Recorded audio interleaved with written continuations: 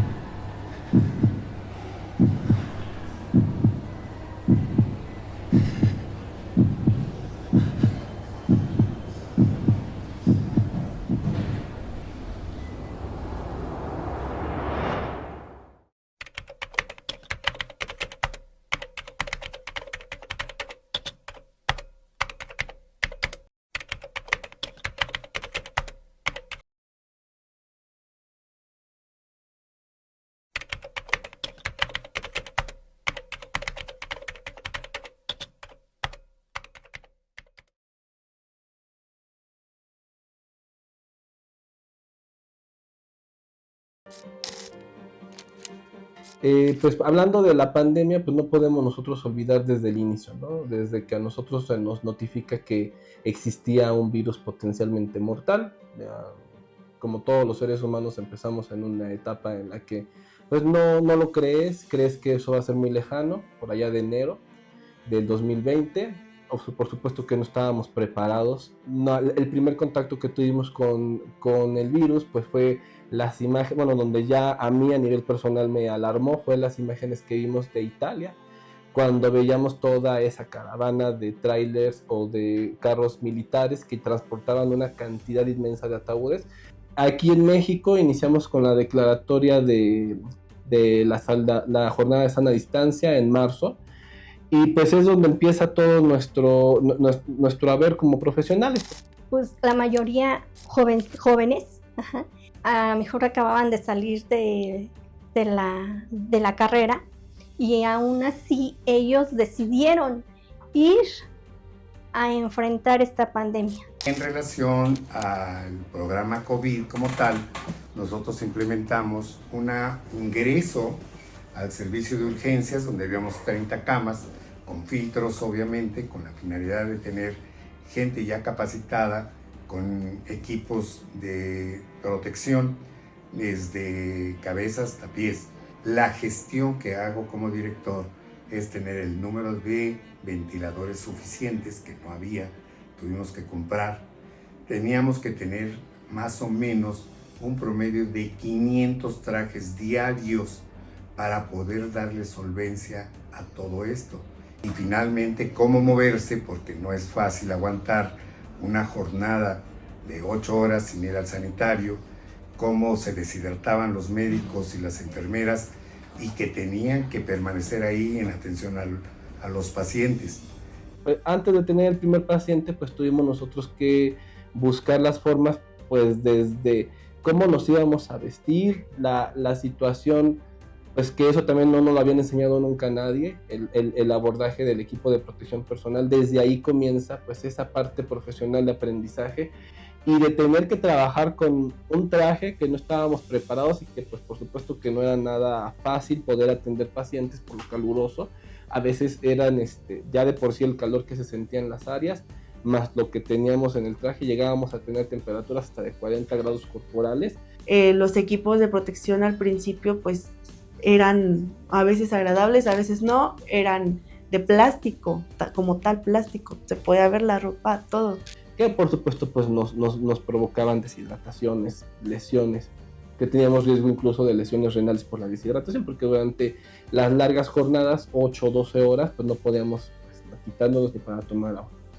Yo no usaba trajes blancos ahí, yo usé siempre trajes de colores, primero porque los trajes eran enormes, sudábamos demasiado, y segundo porque se me hacía muy feo que nada más nos vieran de blanco a todos, entonces decidí mandarme a hacer trajes especiales y yo tenía 7 trajes de colores, las mascarillas, la nariz terminaba lastimada, varias veces todas, o si no, nosotros las noches, toda la noche con nuestra mascarilla terminaba lacerando nuestra piel, los gogles lastimaban nuestra frente.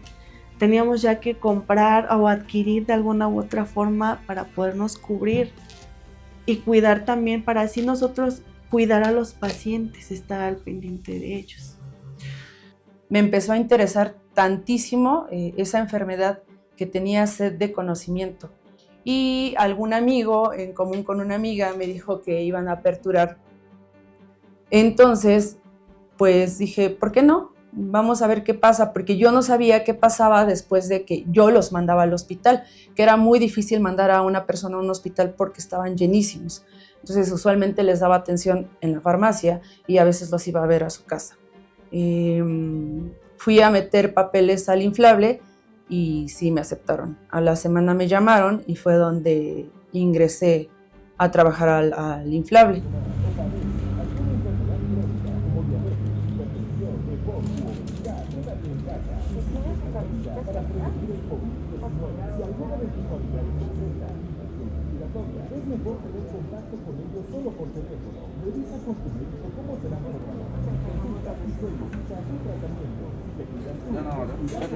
Estuve rotando por los turnos nocturnos y vespertino. Eran 12 horas en el nocturno, cuando estábamos en hospitalización eran nuestras 12 horas, y estando en el vespertino o matutino eran 8 horas. Ya no sabías que te cansaba más, si el equipo como tal, porque nada más te decía, nomás te vemos tus ojos, te identificabas con el nombre en la espalda, con los compañeros, porque había los pacientes, pues al igual que nosotros, no nos conocíamos, al andar todos de blanco y sin nada que se vea, solamente los ojos, pues ya te ponías el nombre en la espalda para saber quién eras. Si era muy, muy agotador, ya no sabías qué te cansaba más, si bañar a un paciente o despedir a otro.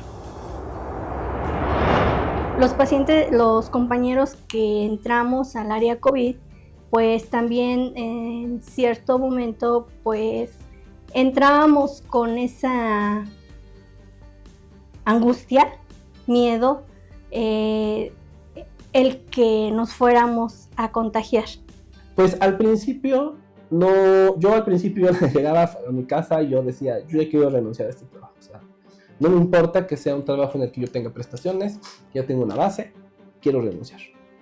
¿Por qué participé? A mí me llamaron de mi delegación para que me hiciera cargo de los pacientes más graves, que eran pacientes entubados, terapias intensivas, porque pues no querían mis compañeros enfrentar así la situación o quedarse con los más graves. Entonces dije que sí aceptaba. Acepté porque trabajamos para el rey. Trabajamos con esa situación humana. Es difícil enfrentarse a algo que no conocemos. Pero pues aún así yo quería pues ayudar a más gente y saber qué pasaba con la gente que se iba al hospital. Me aceptaron rapidísimo porque nadie quería trabajar, nadie quería irse al hospital, era pues la boca del lobo. Entré en el turno de la tarde, existíamos solamente 2 médicos, un hombre y yo, y pues yo no sabía nada de ventilación, yo no sabía nada de intubar pacientes, nada, absolutamente nada más que las consultas normales que dábamos en la farmacia. Cuando entró en el hospital tenía un cupo de 35 personas, 35 camas, no recuerdo cuántos ventiladores tenía el hospital. La directora del hospital me abrió las puertas para que yo pudiera capacitarme y me dijo que quería que fuera en el turno de la mañana a aprender a intubar, y es así como estuve una semana completa aprendiendo con el neumólogo a intubar y con mis compañeros de la mañana. Entonces eso de querer ayudar a más gente más complicada fue lo que me hizo ir a pedir trabajo al inflable, y me sirvió de mucho. No nada más entré y fue la capacitación de la semana, yo tomé 2 cursos, uno que se llama Vento, que es de ventilación, y otro de resucitación. En ese tiempo me eché como en 2-3 meses más de 10,000 pesos en cursos, pero porque yo quería poder ayudar a la gente. Quien está todo el turno pues es el personal de enfermería. Entonces a nosotros nos tocaba bañarlos, los pacientes que necesitaban de un cuidador primario, como son los de la tercera edad, ya por un proceso biológico del envejecimiento, ya no pueden bañarse, ya no pueden comer. Entonces a nosotros nos tocaba suplir al cuidador primario. Yo era de la idea de, si estaban conscientes pero no se podían mover para bañarlos, ¿qué canción quiere escuchar para que sea un baño agradable?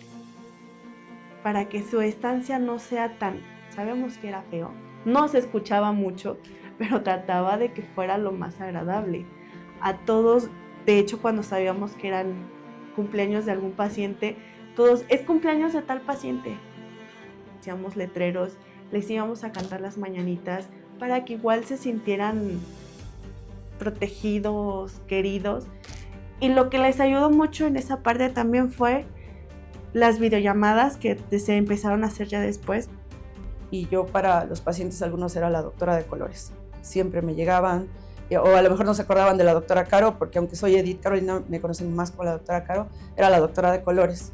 O la doctora Galletita, así me ponía mi amiga Patti, que vino con ustedes, porque era muy salada, decían que tenía muchos pacientes, tanto en consulta como adentro, llegaban siempre muchos pacientes. Pues así hicimos un buen equipo entre todos mis compañeros. En sus cumpleaños agarrábamos hojas y les poníamos feliz cumpleaños y les hacíamos lo que podíamos, porque pues no podían ver a su familia. Hacíamos llamadas escondidas, hacíamos videollamadas de nuestros teléfonos escondidas.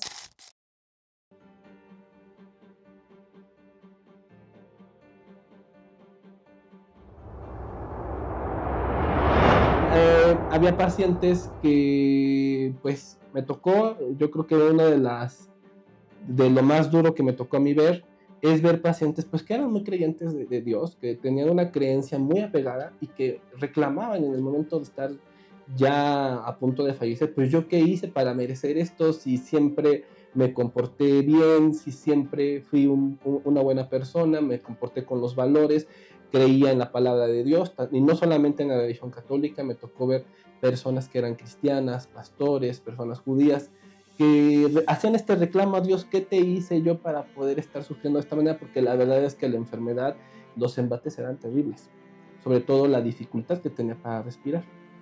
Entonces pues se queda marcado y te quedas tú, no puede ser duro, no puede ser frío. Tratábamos de agarrar las manos, decirle: aquí estamos, confía, estamos contigo. pues son cosas que pasan, no son culpa de ese ser supremo del que tú concibas. Y pues era duro, ¿no? Era duro ver cómo estas personas se iban de este mundo a veces y lo peor, yo creo que lo más triste era que pues al estar aisladas no tenían a una persona que las pudiera despedir, más que nosotros que éramos el personal de salud que estábamos en contacto con ellos. Sobre todo en la ola más grave que fue noviembre, diciembre, enero del 2020 al 2021, esa Navidad del 2020, leer las cartas de mamá, estamos esperando, ya pusimos el árbol, te vamos a cenar juntos en Navidad, vamos a estar en Año Nuevo juntos. Pero el proceso de ver tanta gente fallecer sin poderse despedir, porque había gente que estaba, por ejemplo, tenían familiares lejos, en Estados Unidos, en diferentes estados, que no se podían trasladar por la misma situación. Esos eran los casos que más bueno, en lo personal más me pegaban, porque no se pudo despedir de su hijo. Ella pedía ver a su hijo y no se pudo despedir. Había una función que para mí era elemental, el contacto con los familiares. No es fácil decirle a un familiar que su paciente ha evolucionado inadecuadamente y que va a fallecer. Nosotros ya sabíamos de eso. En este tiempo yo era coordinadora el fin de semana. Los coordinadores no tenemos la función de ver a los pacientes o de ver a los usuarios, solamente de dar los avisos a los familiares y hacer trámites administrativos en la dirección. Yo me metí al hospital a ver a los usuarios porque yo no me conformaba con lo que los médicos me decían, confiaba en ellos, pero yo tenía que darles informes a los familiares.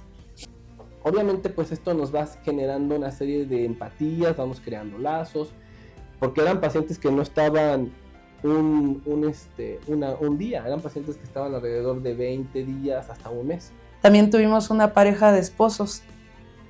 En la cama 1 teníamos al hombre, en la cama 5 a la esposa, y de repente la esposa se empezó a bajar su saturación, me hablaron, corrí, luego me hablan por el 1 que se empieza a sentir mal, el señor, corrí y les dije, ¿saben qué? Ya no podemos hacer nada, déjenlos que se vayan. Se va el señor, a los segundos se va la esposa. No tenían hijos, solamente tenían sobrinos, les avisamos, a los familiares como que no nos creían que se habían ido juntos.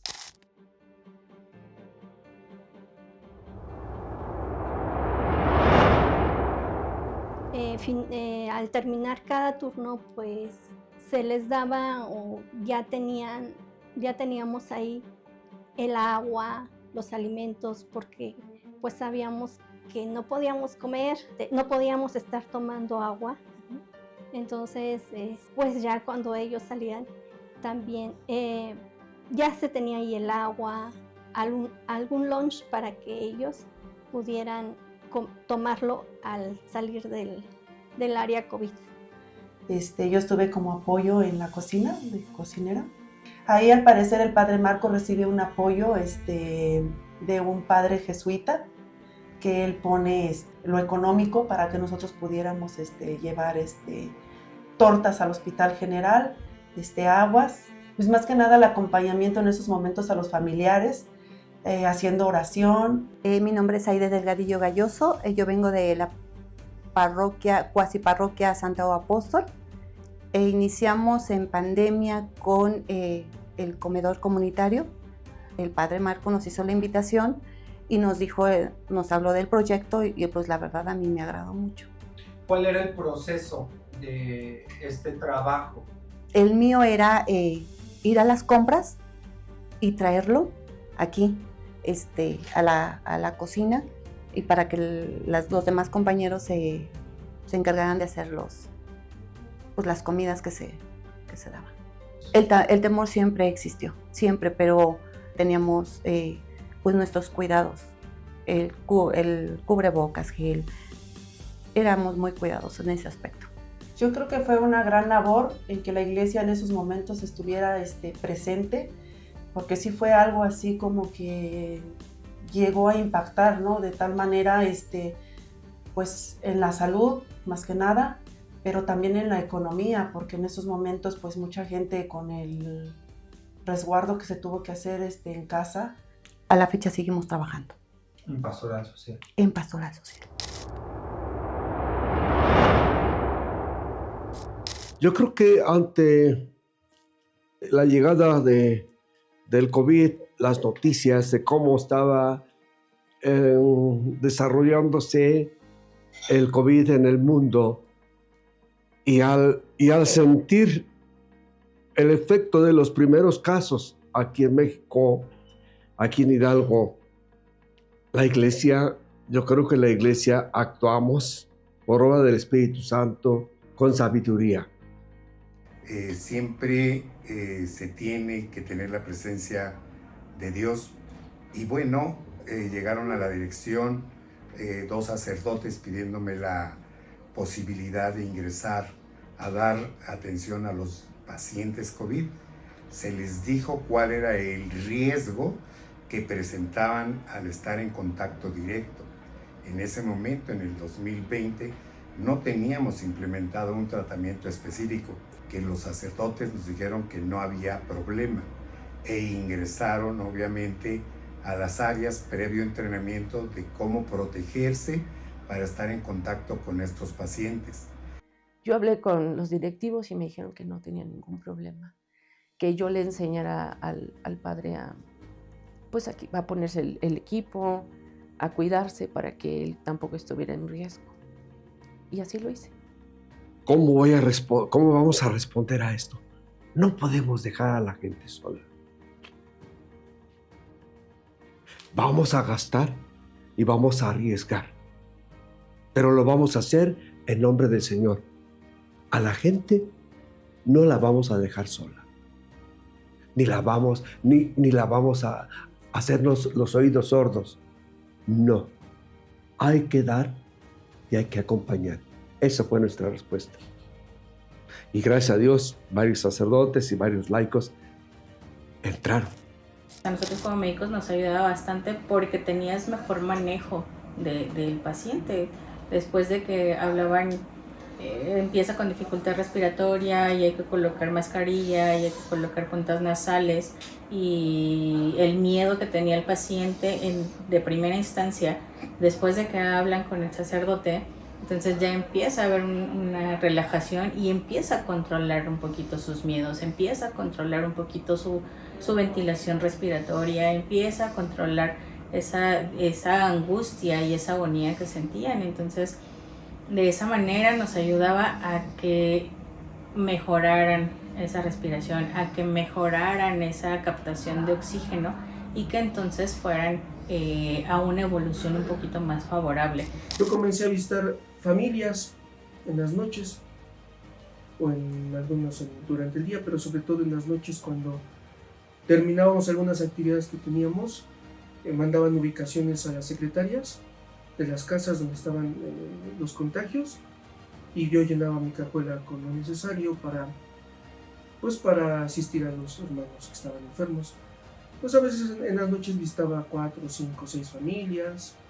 En algunas casas pues solamente había un contagiado, o a veces realmente estaban todos contagiados, desde el más pequeño al más grande. A mí me comunicaron, ¿sabes qué? Viene un sacerdote, adelante. O sea, para mí eso fue también como que es una alegría, porque en cierto momento pues los pacientes iban a tener, pues los que necesitaban esa necesidad de hablar con un sacerdote. La enfermera Angélica, y ella me invitó al hospital. Ella me dijo: padre, ¿por qué si ya visita enfermos, por qué no nos ayudan en el hospital? Nosotros vemos que ahí falta mucho también esa parte de los sacerdotes que ayuden. Y ya comencé a ir al hospital, fui al general, fui al IMSS, en alguna ocasión entré al ISSSTE y me encerraba en el turno de la mañana, si no recuerdo mal era el turno de 7 a 2 de la tarde, a asistir a los enfermos de COVID. Los enfermeros atendían a muchos, de 8 a 10 enfermos, y era sorprendente ver la labor del campo de enfermería. Si a mí me preguntaran en ese momento si hay un ángel en la tierra para mí, son los enfermeros. Yo de verdad estoy sorprendido del trabajo del cuerpo de enfermeros de los hospitales. Es gente que realmente está al pie del cañón en todo. Yo los veía cansados, fatigados, con hambre. Muchos se enfermaban y regresaban, ¿no?, a atender a los enfermos. Y eso pues, a mí me motivaba y me comprometía más. Pero el hecho de que el padre fuera con nosotros era una gran fortaleza para todo el hospital.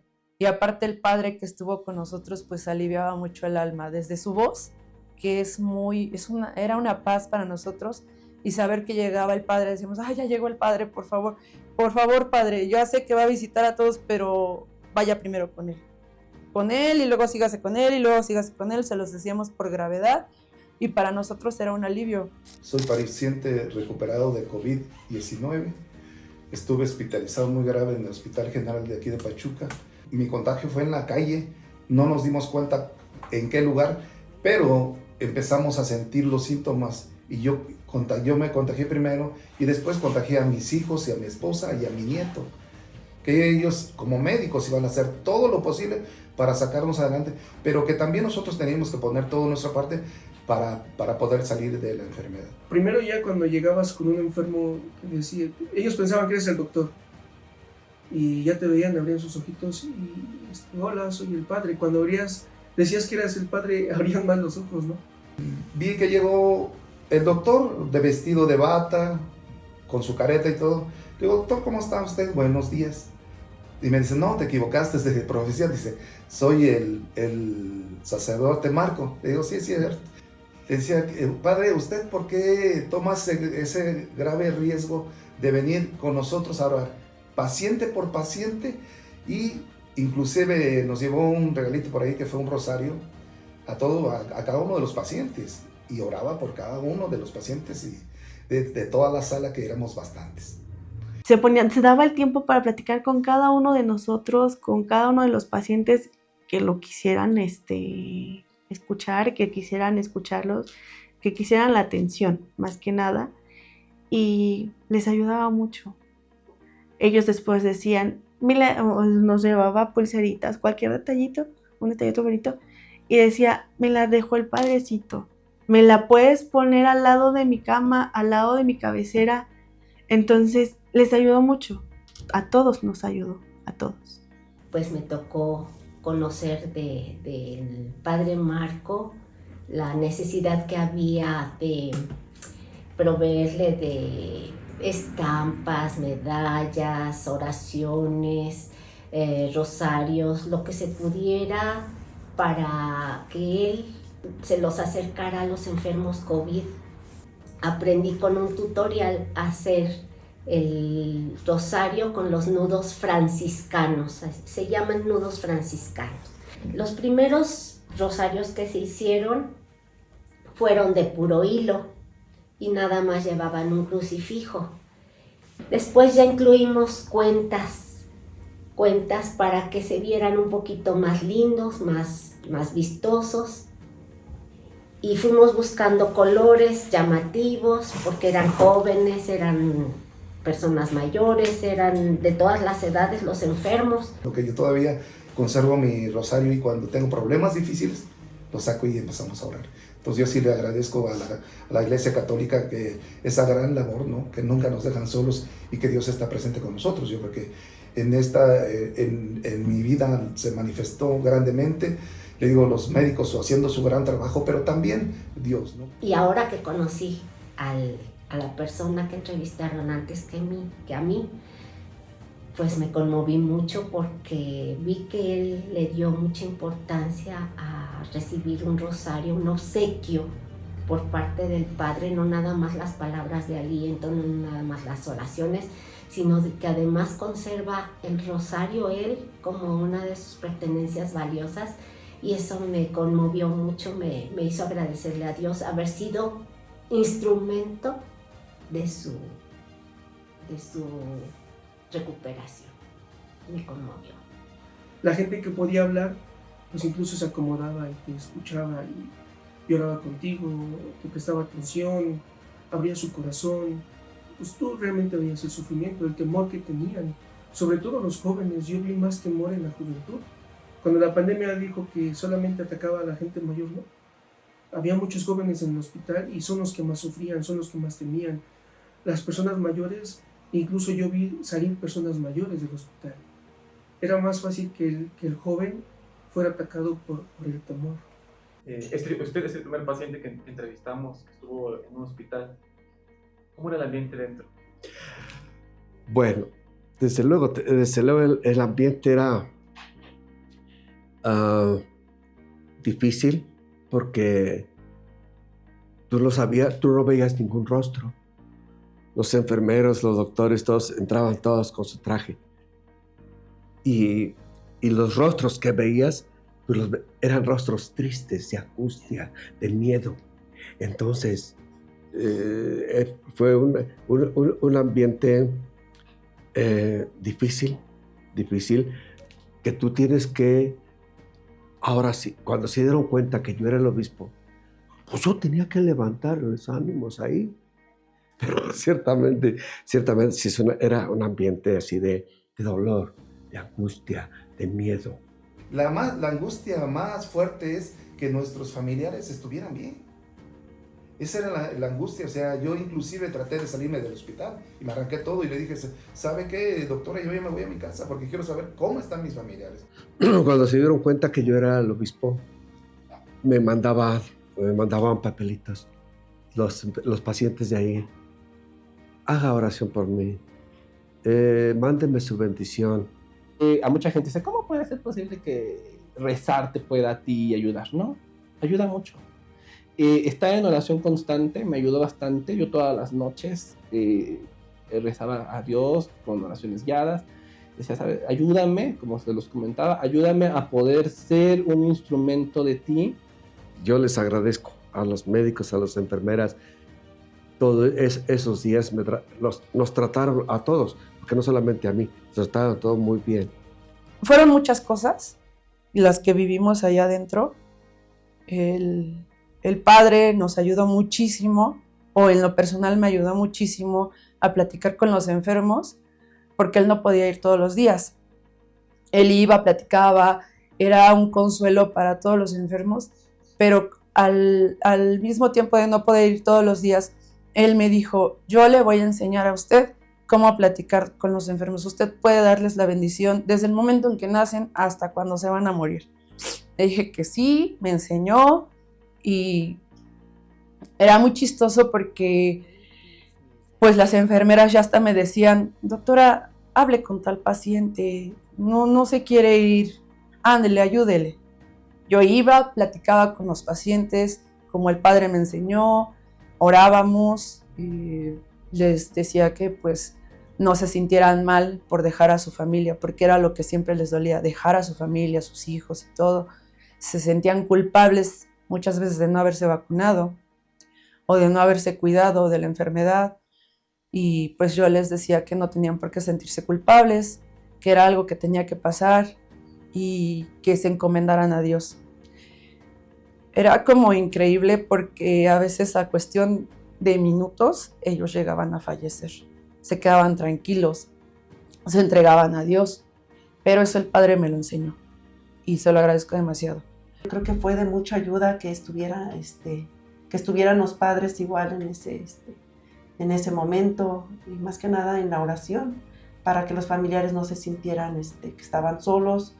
Fue de veras algo impresionante el que no tuvieran temor de que pudieran resultar contaminados, pero a quienes tengo gran aprecio evidentemente son a los médicos, a las enfermeras y al personal que tuvo que estar dentro del área COVID. Y por último, vuelvo a repetir, agradezco a los sacerdotes que vinieron, tanto a Francisco de Jesús como al Padre Marco Roldán, de que estuvieron aquí con nosotros, sobre todo Marco, que fue el que duró mucho tiempo y que afortunadamente lo tenemos todavía con nosotros. Como sacerdotes tenemos que aprovechar estos momentos porque para nosotros son momentos de gracia y así es como tenemos que verlos. Si Dios nos libre de otra situación así, pero ojalá que esto lo veamos como momentos de gracia. Por supuesto, mucha gente, incluso puedo decir que nos dio ejemplo primero a los sacerdotes de solidaridad. y nuestros laicos a nosotros nos impulsaron demasiado. Muchas enfermeras jóvenes que era su primer trabajo y se les brindó esa oportunidad. Para mí también era mi primer trabajo a nivel salubridad y lo hice con mucho gusto. Y bueno, a diferencia de que toda la gente decía que buscábamos hacerles daño, no lo hacíamos. Creo que dábamos más de lo que recibíamos y no me arrepiento y puedo hablar por ellos que creo que no se arrepienten. Hicimos una familia muy hermosa ahí. Va a sonar raro, pero extraño el inflable muchísimo. La unión que hicimos como compañeros, incluyendo al padre.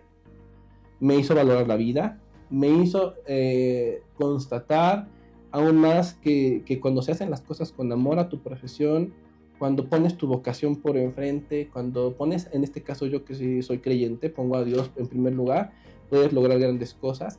Y pues con el equipo que tuve, Dios me puso a las personas correctas, a todo el equipo, a mis compañeros médicos, enfermeros, que nos dimos tanto apoyo, que nos dimos salíamos del aislado y era risas, era a pesar de que estábamos sufriendo, hacemos bromas, eran risas, se sentía el compañerismo. Entonces era un apapacho para el alma porque decías, pues aquí está Dios, y como tengo una frase, que es una frase bíblica, si Dios está conmigo, ¿quién o qué está en contra de mí? El punto de que no les dije que también tomé terapia con una tanatóloga, me ayudó muchísimo porque pues creo que todos los médicos pensábamos que las muertes eran por nuestra culpa. La tanatóloga me ayudó mucho porque yo me echaba muertes, me echaba. Cuando terminó y cuando se abrió el aislamiento, me sentía como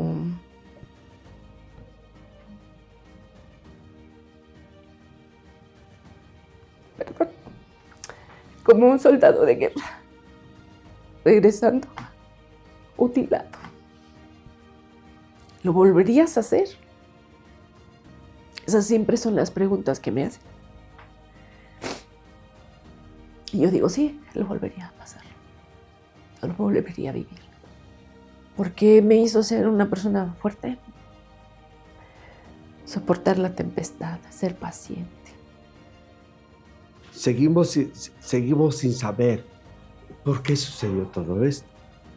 Hay que arreglar todas esas cosas en diálogo con Dios. Cierto, perdieron sus familiares, perdieron sus bienes, perdieron muchas cosas. No sabemos de eso. Arréglalo con Dios. Platica con Dios para que te lo explique. Él te lo va a explicar.